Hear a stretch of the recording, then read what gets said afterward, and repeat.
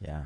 And having that message. And that's what we really, the driving mission, I said, we want to have, every family feel confident buying and selling a home. But really what we do is we have the agents back. Right. In knowing what is happening in the market. And the agents are able to deliver that confidence or just the real data to every single family so that they know how to digest it. In the last 6 recessions in this country, 4 of the 6 homes actually appreciated. Yeah. That was the amazing stat. 2 of the 6, one was '08. Yes. We know what happened. 20%. Yeah. I'm going to call that an anomaly for right now, and we'll come back to that. Yeah. The other time, homes dropped less than 2%. Yes. Which I would say is negligible. So it's really flat. 2% is not a big deal. Yeah. Slight drop. Yeah. And then we have this one outlier that, oh, by the way, everybody remembers. Yeah. But 4 out of 6 times, homes actually grew in price appreciation. And the outlier recession was caused by a housing crisis. We were at the epicenter of that downturn. Really the only recession that you can say that about. If you're not equipped with what's happening in the market and you're not the local expert, you're going to struggle there. You're going to fail. Yeah. We talk about the macro US market, but absolutely you have to bring in, are you building in your market? Are you seeing demand grow or demand lessening in your market? So I think one thing is being the market educator. The other piece is just education. And if you come into the industry as a renter and you're an agent, you should be on a 2-year plan of, how do I help serve 60 clients so that I've got the money built up so that I can go out and become a first-time home buyer myself? Yeah. I think you absolutely have to go through that experience. If not before, within the first 24 months, it should be your mission.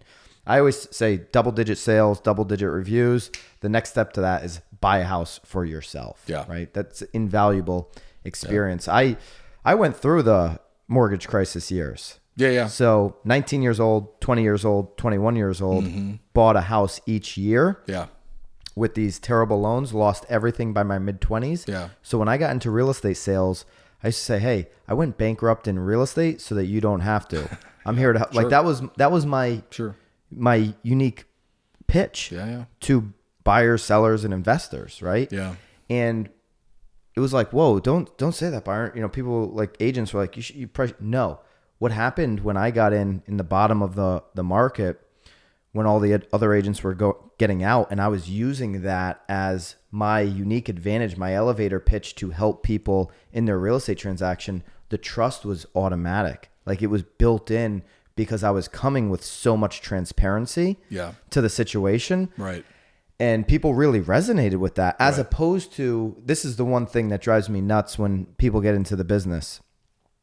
They'll get into the business and they'll say, well, I just love homes. Yeah, right. I don't know if you hear that from new agents. Sure. Yeah, I love homes. Yeah, I just love, design and all. And that's fine, but you will sound like the majority of agents. Sure. You're not separating yourself with something that is going to resonate deeply with a buyer, seller, or an investor. Yeah. They've got to really be able to understand what your value is to them. Yeah. And just loving homes, that doesn't resonate with many consumers. They need a house because they need some shelter.